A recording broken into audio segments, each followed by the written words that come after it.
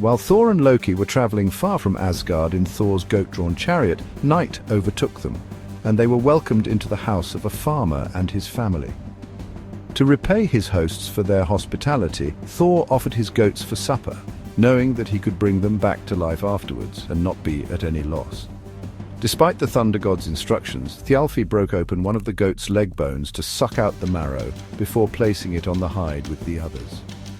When Thor awoke the following morning, he hallowed the goat hides and bones with his hammer, whereupon the goats sprang back to life.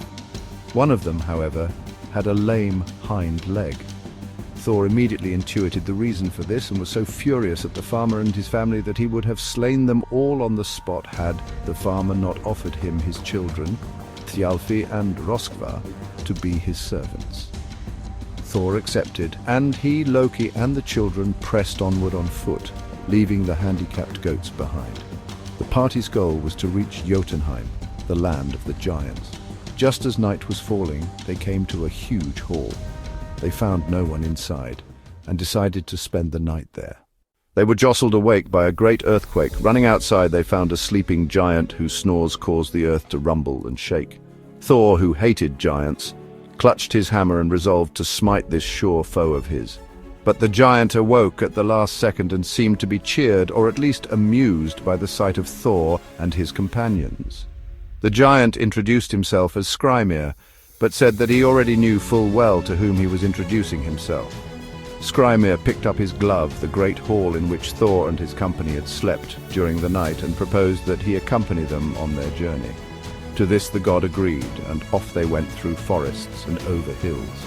Skrymir had been carrying all of their provisions in his bag, and when the giant fell asleep, and the task of opening the bag fell to Thor, the god found himself unable to untie the giant's knots.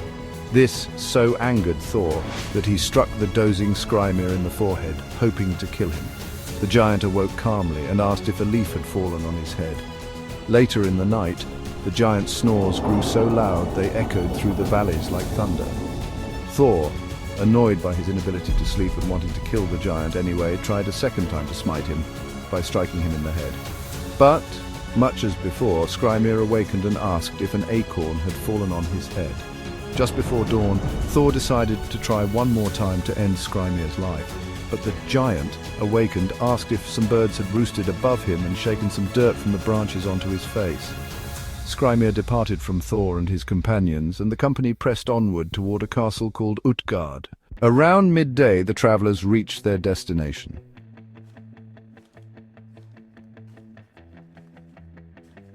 The gate was locked and no one was there to open it, but Thor and the others found that they could fit through the very large spaces between the bars of the gate easily enough. Once inside, they found a hall where men sat eating and drinking. Amongst them was the king of this castle, the giant Útgarða-Loki, who immediately recognized his new guests and set about taunting them for their diminutive size.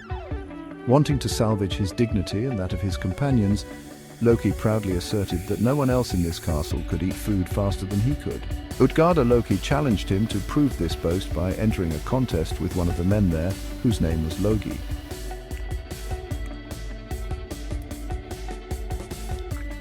They met in the middle at the same time, but while Loki had eaten all of the meat between the end and the middle, Logi had eaten the meat, the bones, and even the trough itself. Loki had clearly lost. Thjalfi, who was an extremely swift runner, then offered to race anyone in the castle.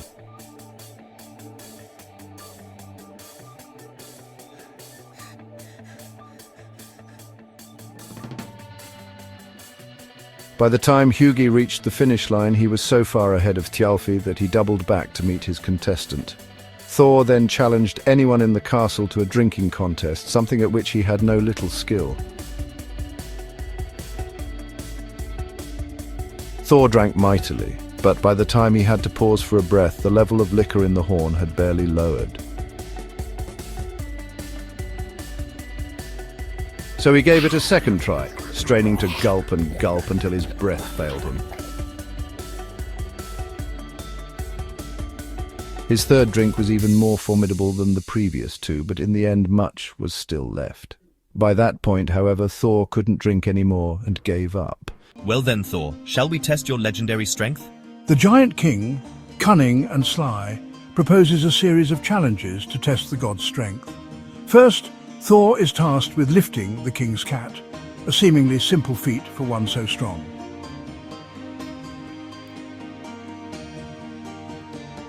But the thunder god strains and struggles, barely able to raise a single paw from the ground. Frustrated by his failure, Thor demands a contest of wrestling to prove his might. Very well, you shall wrestle her. Utgarda-Loki presents an old woman as Thor's opponent, much to the god's indignation. Yet, to his shock and dismay, the frail-looking adversary brings him to his knees with ease. Humiliated and angry, Thor and his companions spend an uneasy night in the giant's castle. As dawn breaks, after Útgarða-Loki had shown them out of the castle, he confided to them what had actually transpired in their contests, saying to Thor, "Now that you have left my castle, I shall see to it that you never enter it again.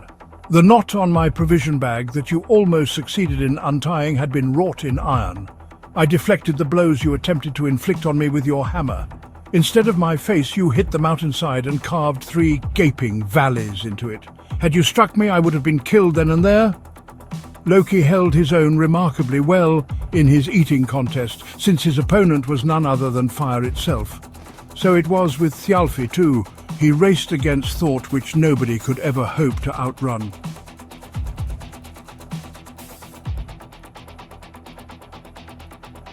The far end of the horn from which you drank was connected to the sea, and we were actually greatly afraid that you were going to drink it all. When you cross over the sea again, you will see how much you have lowered its level.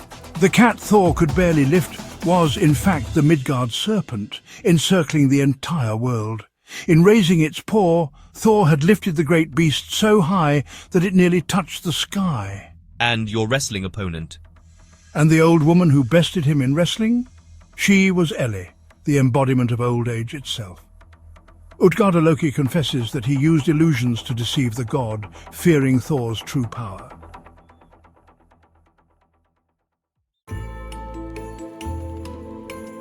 In his anger, Thor raises his hammer to smite the trickster for this humiliating deception. But as he turns to strike, he finds the castle and its inhabitants have vanished into thin air. Thus, the god of thunder learns a valuable lesson, that appearances can be deceiving, even for the most powerful of beings.